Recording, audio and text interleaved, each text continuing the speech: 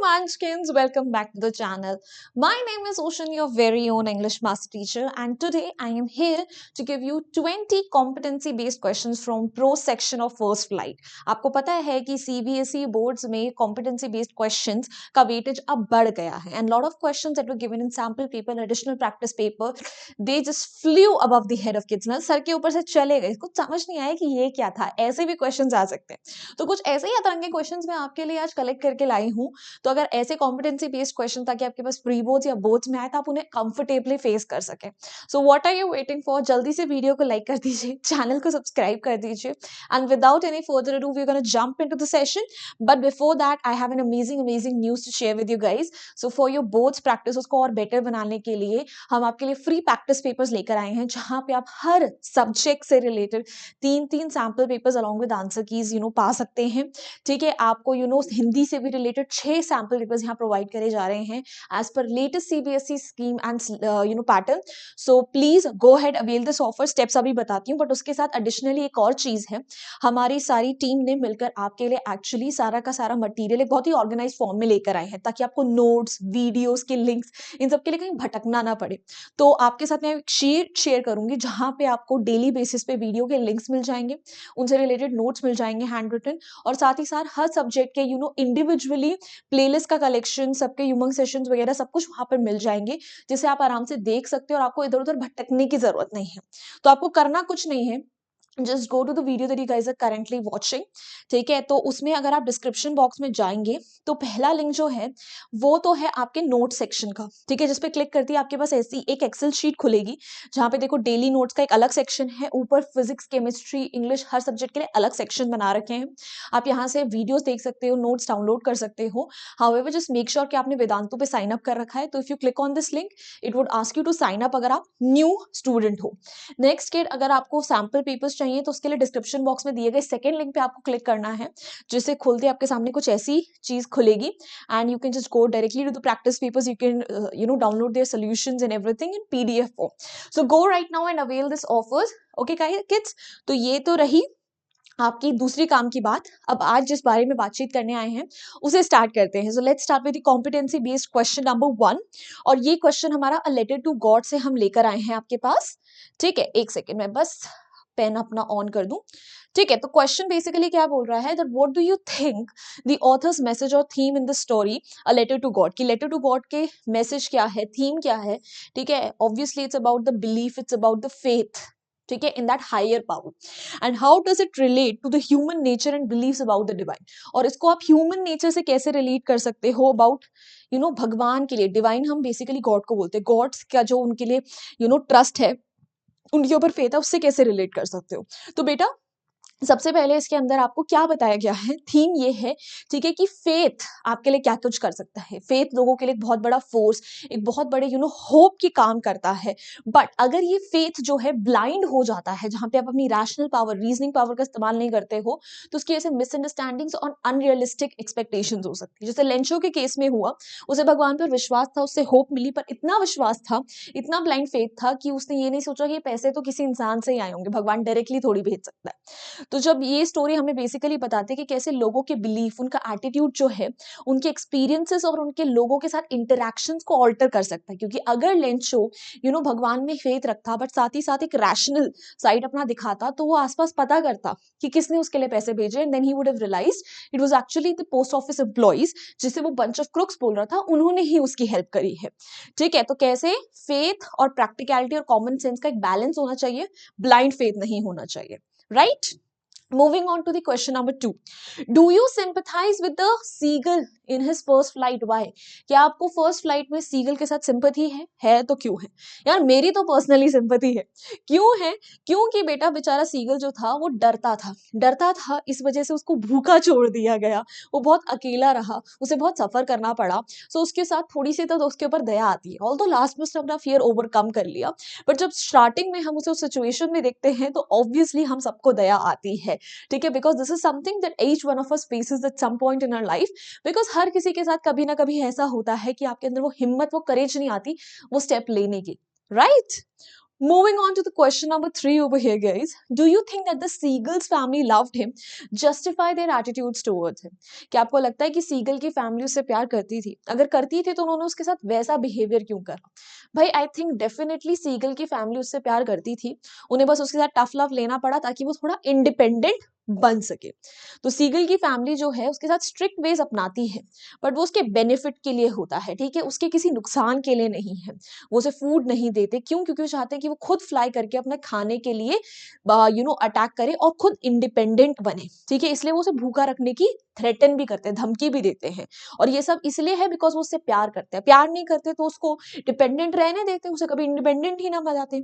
और वो ये सब करने में बिल्कुल सही थे. इससे क्योंकि वो उसे कॉन्फिडेंस और सेल्फ रिलायंस की इंपॉर्टेंस बता रहे थे कि खुद में कॉन्फिडेंस होना, खुद पर डिपेंडेंट रहना कितना जरूरी है.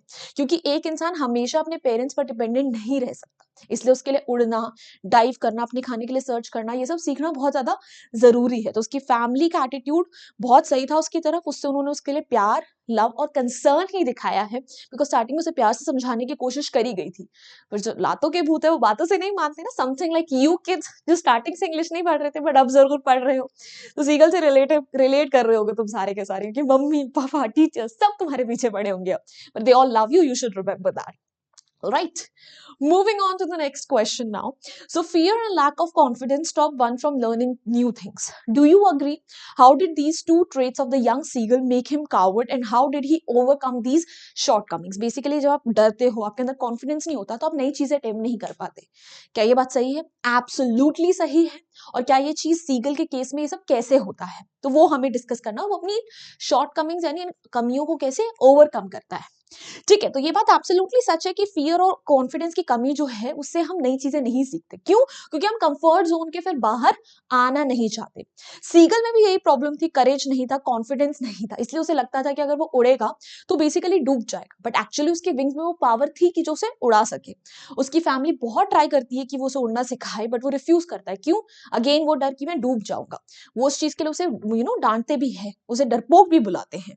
ठीक है, लास्टली वो उसे टेम्प्ट करते हैं, यानी लालच देते हैं. किसका लालच? खाने का.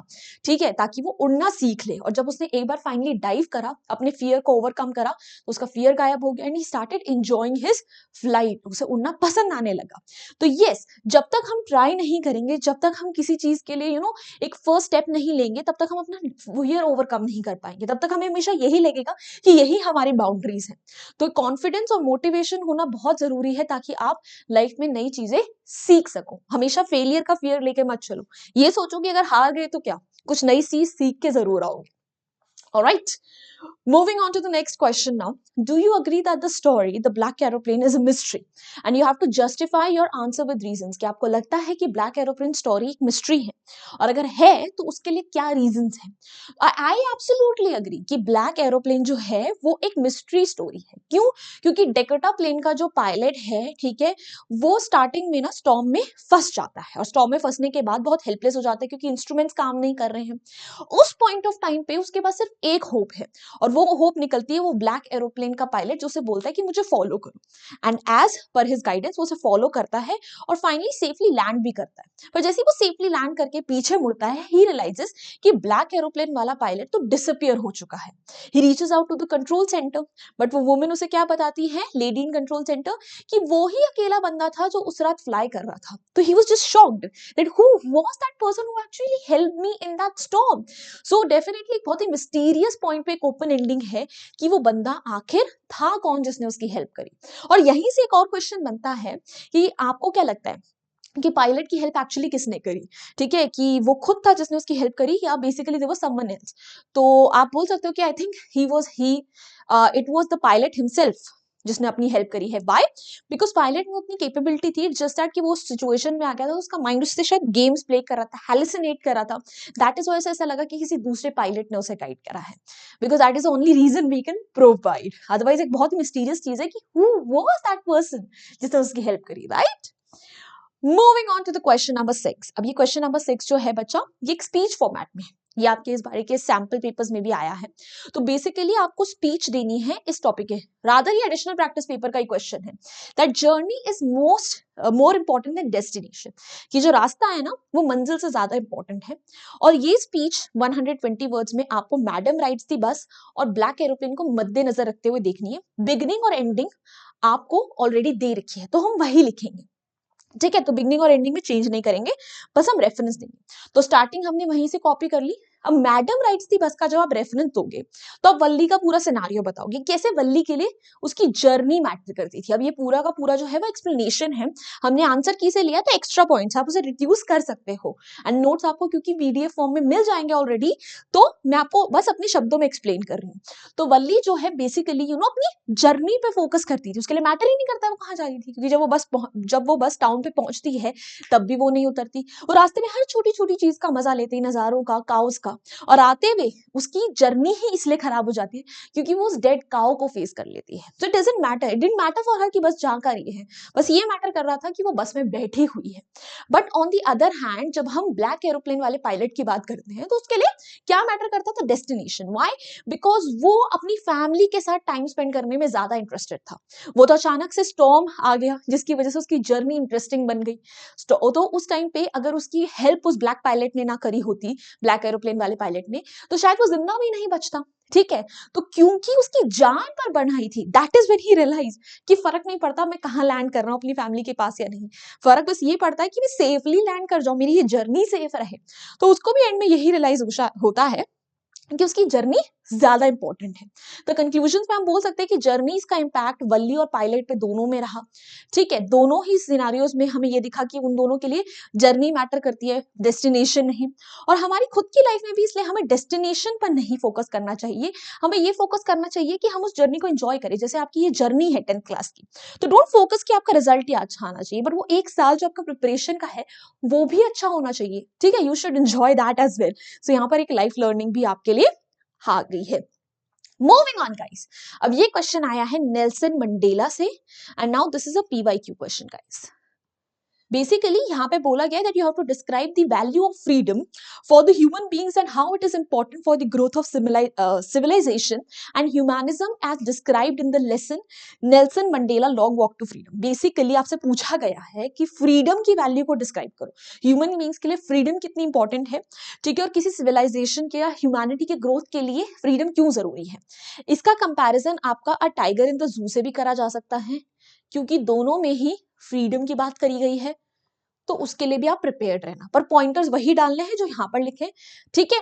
तो यहाँ पर देखो हम बता सकते हैं कि फ्रीडम, ठीक है, चाहे ह्यूमन हो चाहे कोई और क्रीचर हो, उसके लिए बहुत जरूरी है, because everyone wants to live free यार।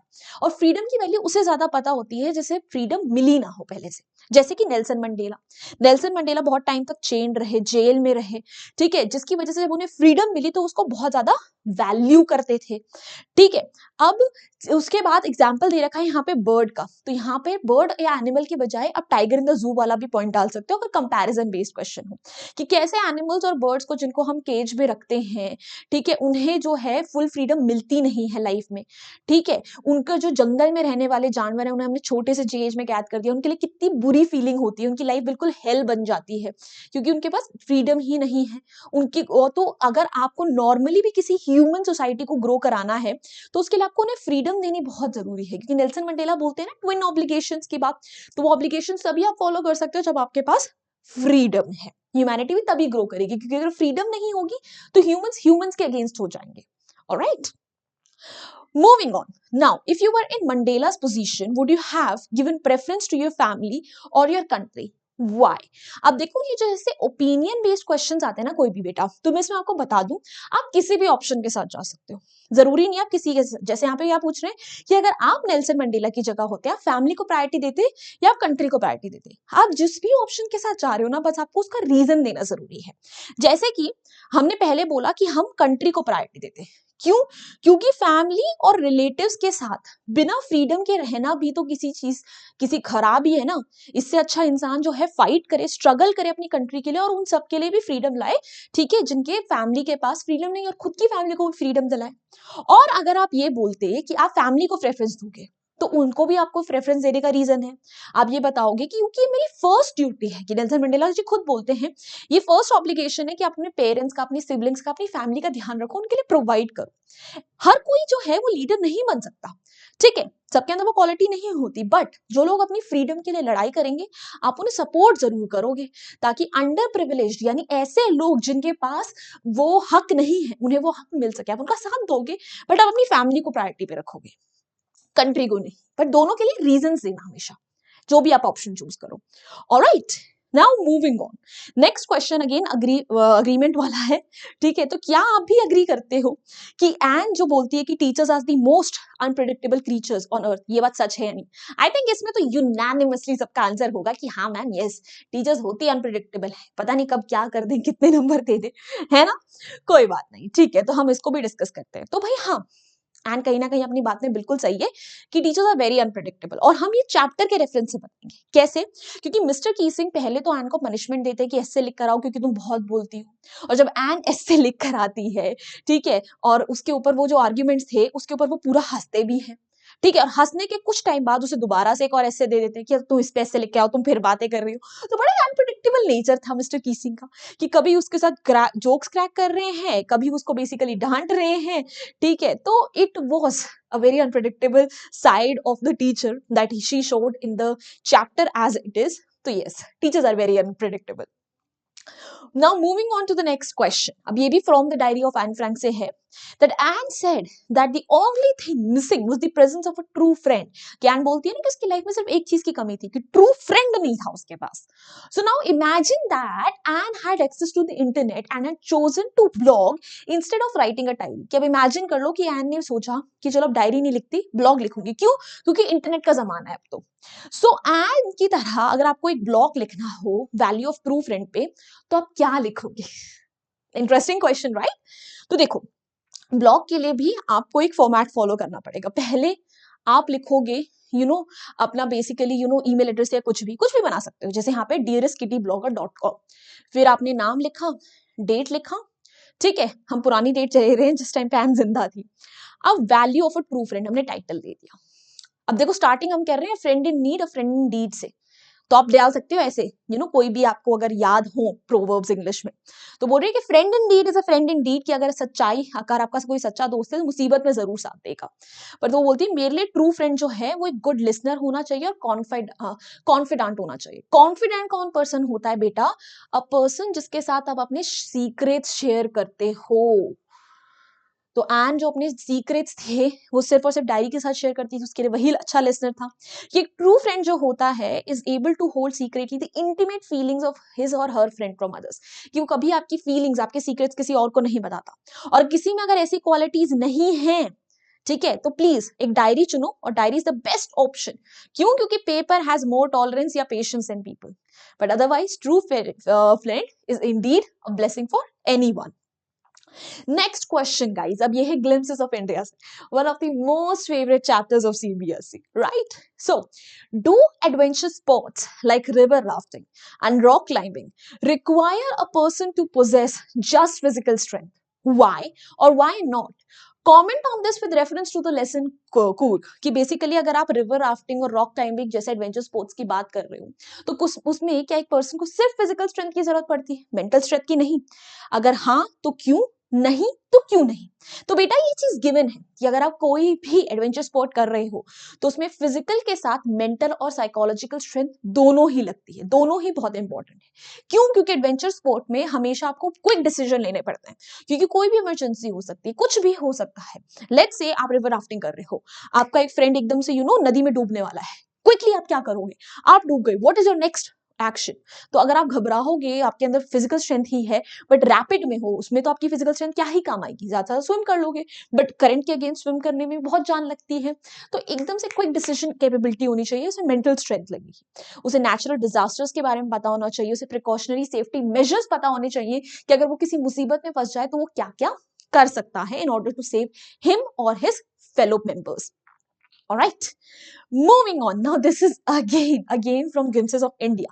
But ठीक है। अब बेसिकली अच्छा एक और है, वो दूसरा क्वेश्चन है, एक कंपैरिजन बेस्ड क्वेश्चन भी है, बट ये क्वेश्चन क्या बोल रहा है that inspired by the diversity in the chapter glimpses of India you wrote an article for your school magazine on the topic diversity, the uniqueness of India.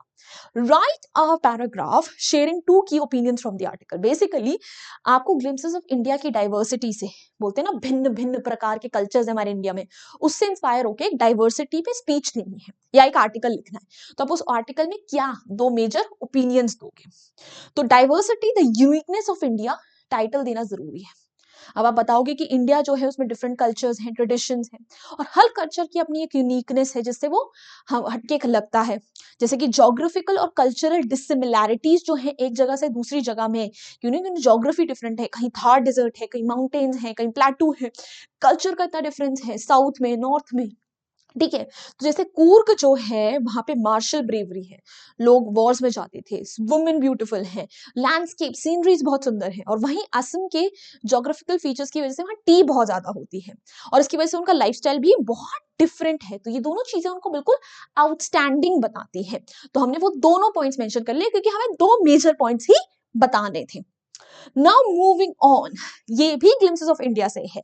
ठीक है, so Rajveer did his study before his visit to the tea plantation. Is it good to do one's research before the start of a new venture, or does it take away the thrill of discovery? Elucidate your stance. Stance का मतलब है basically opinion या जिस भी चीज से आप agree कर रहे हो।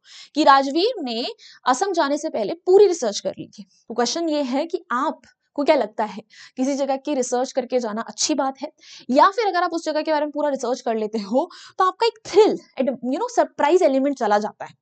तो यार I believe, since I am a very meticulous planner, मुझे हर चीज प्लान अच्छी लगती है, कि कहीं भी जाने से पहले रिसर्च करनी बहुत ज्यादा जरूरी है। क्योंकि अगर आप वहां की प्री स्टडी करके आते हो तो आपको उस जगह के एडवांटेजेस डिसएडवांटेजेस सब पता होते हैं। आपको पता है कि कौन से आपको वहां पे फिजिकल फाइनेंशियल लॉस हो सकते हैं, बिकॉज जरूरी नहीं है ना we are talking about a place over here, we are talking about any instance, let's say कि हमें एक नया बिजनेस स्टार्ट करना है, उससे पहले भी तो प्लानिंग चाहिए। ठीक है, तो राजवीर जैसे टी प्लांटेशन की स्टडी करके आया था तो उससे उसका थ्रिल नहीं गया था, बल्कि रादर वो और एक्साइटेड था, उसे असम के बारे में और जानना था। ठीक है, तो उससे उसका थ्रिल नहीं गया, उसके थ्रिल में रादर एडिशन ही हुआ। Now moving on, this question is a comparison between Mitchell and the tale of Custard the Dragon. A very interesting question, I must tell you. If Mitchell were living in the world of poem, the tale of Custard the Dragon, how do you think he would have behaved with the custard and reacted to the appearance of the pirate? Rationalize your answer. कि अगर Mijbil जो है custard की दुनिया में रह रहा होता, कस्टर्ड द ड्रैगन, तो आपको क्या लगता है उसका कस्टर्ड के साथ बिहेवियर कैसा रहता? और दूसरी चीज, ठीक है, जब वो पायरेट को देखता तब उसका क्या रिएक्शन होता? और दोनों चीजों के लिए रीजंस देने हैं। तो कस्टर्ड के साथ बिहेवियर की बात रही तो आई थिंक वो प्ले करता है कस्टर्ड के साथ, उसे कस्टर्ड अच्छा लगता। कस्टर्ड की क्योंकि बैक पे स्पाइंस थी तो वो उनके वो रोल करके आ सकता था, हर्डल्स बन जाते क्योंकि उसे बॉल रोल करना पसंद। कस्टर्ड जो है उसको वाटर में भी प्ले करने में हेल्प करता, उसके लिए अपने मुंह में बहुत सारा पानी लेकर आ सकता था वो। कस्टर्ड जो है बेसिकली उसके बहुत अच्छे फ्रेंड्स बनते वो आपस में, और वो मिजबल जो है कस्टर्ड को एटलीस्ट नहीं चिढ़ाता। बट वही बात करी जाए पायरेट को देखने की, तो I am pretty sure Mijbil भी पायरेट को देखकर बहुत ज्यादा डर जाता, क्योंकि छोटा सा एनिमल है, ऑटर्स बहुत छोटे और सॉफ्ट क्रीचर्स होते हैं और उन्हें सेफ एनवायरमेंट में रहना पसंद है। Let's not forget the fact कि जो ऑटर है हमारा मिचबिल, जब वो स्टार्टिंग में नरेटर से भी मिला था तो उसे डिस्टेंस पे रहा था, he took his time to be comfortable with him as well। तो वो पायरेट से भी बेसिकली दूर रहता और वो तो डरावना दिख रहा था, उसके तो इंटेंशंस भी अच्छे नहीं थे, right? Moving on, guys. Now this question is from Valli. ठीक है? So do you think Valli's mother would have taken her for the bus ride if she had requested to her to do so? Why or why not? Again यहाँ पे दोनों reasons हो सकते हैं। हो सकता है कि वल्ली की मम्मी से अगर वल्ली पूछती कि मुझे बस राइड पे जाना है तो वो हाँ बोल देती, और हो सकता है वो ना बोल देती। बट हाँ के लिए भी रीजन देना पड़ेगा और आपको ना के लिए भी रीजन देना पड़ेगा। तो ये है आपके कॉम्पिटेंसी बेस्ड क्वेश्चन, जहां पे ना डायरेक्टली क्वेश्चन नहीं है, आपसे आपकी अंडरस्टैंडिंग ऑफ द चैप्टर के बेसिस पे आपसे पूछ रहे हैं कि अब बताओ इसका जवाब क्या होगा, राइट? सो आई थिंक पहले हम बोल रहे हैं कि वल्ली की मदर जो है उसको नहीं लेकर जाते बस राइड पे। क्यों? क्योंकि उनके लिए थोड़ी एडवेंचरस होता, उनके लिए बस में चढ़ना कौन सी बड़ी बात है, वो तो बहुत बार घूमी होंगी। उसकी मदर बोलती कि नहीं नहीं ये आइडिया बिल्कुल खराब है, तो she would have disapproved of it, यानी उसके लिए मना कर देती। वो बोलती ये तो पैसे का वेस्टेज है, ठीक है। तो वो क्योंकि वैसे भी बहुत ज्यादा वेल ऑफ नहीं थे, बहुत ज्यादा अमीर नहीं थे, तो उसको लगता कि यार ऐसे बस में राइड करना जस्ट बिकॉज कि उसे घूम कर आना है, इट्स नॉट वर्थ इट। तो शायद वो उसकी छोटी सी डिजायर को फुलफिल ना करती।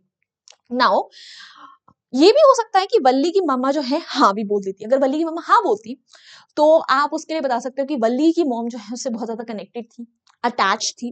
ठीक है, वो वल्ली की हर विश को रिस्पेक्ट करती, तो इसलिए वो उसको ले जा सकती थी ताकि छोटी सी बच्ची खुश हो जाए। और क्योंकि वल्ली वैसे ही बहुत ज्यादा डिटर्मिन्ड लड़की थी, तो मम्मा को बोलती थी आप नहीं ले जाओगी, मैं खुद चली जाऊंगी। तो इस बात से डरकर कि वो अकेले ना चली जाए, शायद उसकी मम्मा उसकी बात मान जाती। तो आप ऐसा भी बोल सकते, that's absolutely up to you.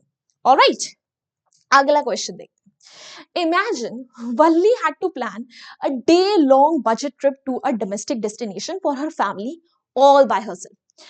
What things do you think she would keep in mind while planning? कि imagine करो कि वल्ली को ना अपने पूरी फैमिली की एक ट्रिप के लिए ना पूरा बजट प्लान करना है। तो वल्ली बेसिकली किन चीजों का ध्यान रखती?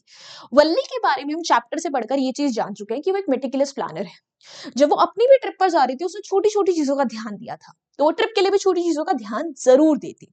तो वल्ली जो है चैप्टर में भी एक मैच्योर गर्ल की तरह आई थी जिसने अपनी ट्रिप को बहुत अच्छे से प्लान करा था। तो अगर अपनी फैमिली के लिए ट्रिप प्लान करती तो ट्रैवलिंग में, फूड में, साइटसीइंग में कितनी कॉस्ट लगते हैं पहले तो वो कैलकुलेट करती। कौन सी जगह वो जा सकते हैं उन सब चीजों की वो प्रॉपर लिस्ट बनाती। ये भी लिस्ट बनाती कि उन्हें कौन सी चीजें आपको साथ में कैरी करने की जरूरत है, कि water bottle, torch, ready to eat food items, medicine, और कौन से ऑफिशियल डॉक्यूमेंट्स भी ले जाने की जरूरत है। बिकॉज वो हर छोटी चीज का ध्यान रखती थी, बहुत ऑब्जर्वेंट गर्ल थी और हर चीज के लिए अच्छे से डिटेल में रिसर्च करती थी। नेक्स्ट, आज तक आपके सिलेबस में सरमन एट बनारस का ना बहुत सारे क्वेश्चंस आए हैं। ठीक है, तो सरमन एट बनारस और बॉल पोम का भी कंपैरिजन आए, तो इसलिए हम सरमन एट बनारस को तो बिल्कुल नहीं छोड़ सकते। तो यहां पर वहीं से क्वेश्चन लेकर आए कि grief is seen as a measure of love, कि आपको बेसिकली कितना दुख होता है किसी के जाने से, इससे पता चलता है कि आप उनसे कितना ज्यादा कनेक्टेड है। गाना नहीं है लेटर गो करके, कि बेसिकली जब तक वो तुम्हारी जिंदगी से जाएगी नहीं तब तक तुम्हें पता नहीं चलेगा तुम उससे कितना प्यार करते हो, समथिंग लाइक दैट। एक मदर के सीन में भी होता है, वो तो अपने बच्चे से इतना ज्यादा कनेक्टेड है। ठीक है, तो do you think the Buddha sermon undermines a mother's love? पर आपको क्या लगता है कि बुद्धा के सर्मन जो थे उनके प्रवचन से एक मदर के लव को कम करा गया है? उन्होंने मदर के लव को कम दिखाने की कोशिश करी है कि आपको ज्यादा दुखी नहीं होना चाहिए? आप अपने रिस्पॉन्स को जस्टिफाई करो। यार नहीं, ठीक है, ऐसा नहीं है कि बुद्धा जी ने अपने सरमन के थ्रू कीसा गोतामी के प्यार को कम दिखाया। कीसा गोतामी दुख में इसलिए थी कि उन्होंने अपना बच्चा एक बहुत अर्ली एज में खो दिया। तो ऑब्वियसली उनकी जो मदरहुड ममता है उससे वो रियलिटी एक्सेप्ट नहीं कर पा रही थी कि उनके बच्चे की डेथ हो चुकी है। वो चाहती थी कोई उनका बच्चा जिंदा कर दे। बुद्धा एक वाइज मैन थे, उन्हें पता है कि डेथ इनएविटेबल यानी अनअवॉइडेबल है, होना है तो होना है। तो वो मदर के लव को अंडरमाइन नहीं कर रहे थे, कम नहीं दिखा रहे थे, रादर वो कीसा के लिए बहुत इजी कर रहे थे कि वो एक अल्टीमेट ट्रुथ लाइफ का एक्सेप्ट कर ले। और वो दुख, लेमेंटिंग का मतलब होता है दुख बनाना, सैड होना बंद कर दे इन सॉरोस पे कि उनका बेटा छिन गया है, इस चीज को एक्सेप्ट कर ले। राइट, क्योंकि वो एक्सेप्टेंस अभी नहीं तो बाद में आनी है। उसके ऊपर जितना आप दुखी होगे उससे आप ही का नुकसान है। Alright, moving on. अब ये क्वेश्चन है glimpses of India versus the sermon of Banaras. You will be like, हैं इसका क्या कंपैरिजन ले आए आप मैम? बेटा, अगर आपने एडिशनल प्रैक्टिस पेपर देखा है तो आपको पता होगा कि बोर्ड्स भी आड़े तेरे क्वेश्चन दे रहे हैं कंपैरिजन बेस्ड क्वेश्चन के लिए। तो हम भी एक और आड़ा तेरा क्वेश्चन लिया है। तो क्वेश्चन है that the sermon at Banaras could just as will be considered another glimpse of India, कि sermon at बनारस भी तो इंडिया की ही ग्लिम्स, झलक है। तो अगर ग्लिम्सेस ऑफ इंडिया का पार्ट होती है स्टोरी, तो क्या आपको लगता है कौन से आइडियाज, वैल्यूज और एक्सपीरियंसेस को हाईलाइट करा जाता और उसके हिस्टोरिकल पार्ट को कैसे प्रेजेंट करा जाता? ठीक है, तो अगर ग्लिम्सेस ऑफ इंडिया का पार्ट होता सरमन एट बनारस, तो सबसे पहले हम स्पिरिचुअल टीचिंग्स जो हैं बुद्धा की उन्हें इंक्लूड करते हैं, बिकॉज वो एक मेंटल क्लैरिटी देते हैं लोगों को। कीसा गोतामी का एक्सपीरियंस भी बहुत सारे लोगों के लिए एक लेसन का काम करता है जो लोग दुख में हैं। और बनारस जिसे हम आज वाराणसी के नाम से जानते हैं, वो तो हिंदुइज्म के लिए बहुत ही सेक्रेड सिटीज में से एक है। क्यों? क्योंकि वहां पे रिवर गैंजेस है, गंगा है। और गंगा के अलावा वहां पे बोध गया, बोध ट्रीज जो है सारनाथ में, उनको भी हाईलाइट करा जाता बुद्धा जी ने, क्योंकि वहां अपना फर्स्ट सर्मन भी दिया है। और वाराणसी जो है वो अपनी सिल्क साड़ीज के लिए, जिन्हें बनारसी साड़ी के नाम से जानते हैं, वो भी बहुत फेमस है, तो उन्हें भी हाईलाइट करा जाता। वाराणसी को भगवान शिव की सिटी भी माना जाता है। वहां पे क्रिस्टल्स मिलते हैं, शिवलिंग्स मिलते हैं, उन सबको बताया जाता। वहां की गुलाबी meenakari it's basically a traditional art form, जिससे आप डिफरेंट डिफरेंट चीजों पे, इयरिंग्स पे, ज्वेलरी पे, या क्या बोलते हैं जो डेकोरेटिव आइटम्स है उन पे, उससे कार्विंग्स वगैरह उनसे ड्रॉ करते हो, तो उसको भी ऑब्वियसली मेंशन करा जाता, वो भी लेसन का एक हाईलाइट होता। तो डेफिनेटली यहाँ पर हम स्टोरी वाला पार्ट भी इंक्लूड करेंगे, बुद्धा वाला भी, और बाकी जो वाराणसी की अच्छी चीज है, आपको सिल्क साड़ीज का पता होगा, आपको पता होगा वहां पे बहुत सारे टेम्पल्स है, आपको पता है वहां रिवर गंगा है, आपको पता है वो बहुत ही रिलीजियस सिटी है, तो आप उन सब चीजों को मेंशन कर सकते हो। मीनाकरी बहुत बच्चों को नहीं पता होगा तो आप उसे स्किप भी कर सकते हो। Alright, moving on. Do you think Chibukov is a good father? Justify your opinion based on your reading of the lesson, the proposal. आपको क्या लगता है कि चुबुकोव एक अच्छा फादर है या नहीं, प्रपोजल की बेसिस पे बताओ। अब इसमें भी आंसर यस और नो दोनों के फॉर्म में हो सकते हैं। मैंने यस वाला पार्ट बताया है, बट अगर आप नो के साथ जाना चाहो तो वहां भी जा सकते हो, जहां पे आप बता सकते हो क्यों नहीं अच्छे फादर, क्योंकि अपनी बेटी की शादी इसलिए करा रहे हैं ताकि उनको एक अच्छा मैच मिले अपने बेटे के लिए। वो ये नहीं देख रहे कि उनके बीच में कंपैटिबिलिटी है या नहीं। Sorry, I dropped something.